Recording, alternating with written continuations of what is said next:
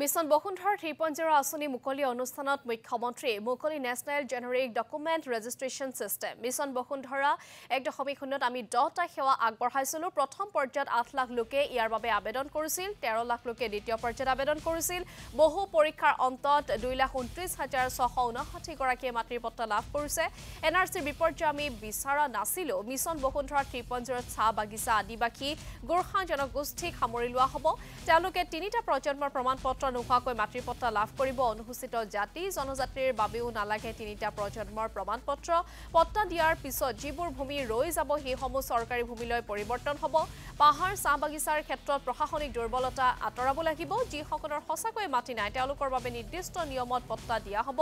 ইয়াৰ পিছতো চাহ বাগিচাৰ মাটি কোনোবা প্ৰতিষ্ঠানক দিলে 7 বছৰৰ জেল হ'ব লগতে সেই মাটি চৰকাৰৰ দখললৈ আহিব দেৱালৰ মাটিসমূহ বহু লোকে দখল কৰি আছে জিলা আয়ুক্তসকলে দেৱালৰ মাটি কিমান আছে জৰীপ চলাব এতিয়ালৈকে 283খন গাঁৱত জৰীপ সম্পূৰ্ণ হৈছে বাকিবোৰ গাঁৱতো জৰীপ কৰা হ'ব ডন বস্কো বিশ্ববিদ্যালয়ে বেআইনীভাৱে কাম কৰা আমাৰ দৃষ্টিগোচৰ হৈছে ডন বস্কো বিশ্ববিদ্যালয়ে ব্যৱহাৰ কৰা ভূমিৰ অধিকাৰ চৰকাৰৰ আমাৰ বহু তথাকথিত বিষয় আছে তেনে বিষয়ৰ ওপৰত চুকা দৃষ্টি ৰাখিব লাগিব এজমালি পত্ৰৰ পৃথকীকৰণ কৰিব নোৱাৰাৰ বাবে সমস্যা হৈছে এই পৃথকীকৰণ মূল হিচাপে লৈ কাম কৰিব লাগিবলৈ ৰাজ্য বিভাগক আহ্বান মিছন বসুন্ধৰা প্ৰথম আমি ৰাইজৰ মাজলৈ উলিয়াই দিছিলো তেতিয়া 8 লাখ লোকে মিছন বসুন্ধৰাৰ এই প্ৰথম পৰ্যায়ৰ সেৱাৰ বাবে আবেদন জনাইছিল অৰ্থাৎ এই কথা প্ৰতীয়মান হৈছিল যে বহু বছৰ ৰাজহ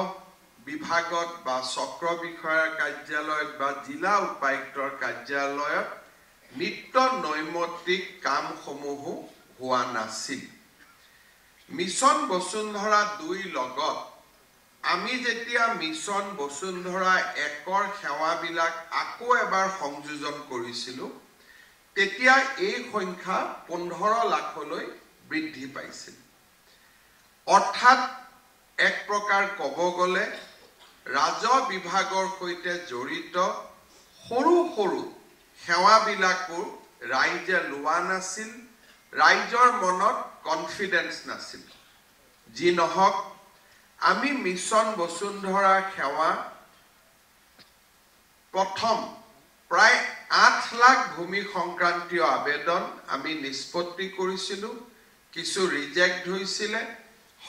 সৰহ সংখ্যক এপ্ৰুভ হৈছিলে আৰু এক প্ৰকাৰ ক'ব গ'লে ই প্ৰথমবাৰৰ বাবে ৰাজহ বিভাগক জনসাধাৰণৰ ওচৰ চপাই আনিবলৈ সক্ষম হৈছিলে 2022 চনৰ 24 নৱেম্বৰত মিছন বসুন্ধৰা 2 আমি আৰম্ভ কৰিছিলোঁ আৰু এই মিছন বসুন্ধৰা 2 আমি মুখ্যতঃ খিলঞ্জীয়া বা ইণ্ডিজেনাছ মানুহৰ বাবে আমি আৰম্ভ কৰিছিলোঁ অলপ আগতে আমি যেতিয়া কি কাৰণত মিছন বসুন্ধৰা 2ৰ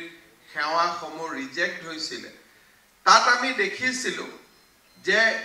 আটাইতকৈ মিছন বসুন্ধৰা সেৱা ৰাইজে এই কাৰণে লাভ কৰিব পৰা নাছিল কাৰণ ইণ্ডিজেনাছ বা খিলঞ্জীয়া মানুহে মাটি যাতে পায় তাৰ বাবে 3টা প্ৰজন্ম অসমৰ বাসিন্দা বুলি আমি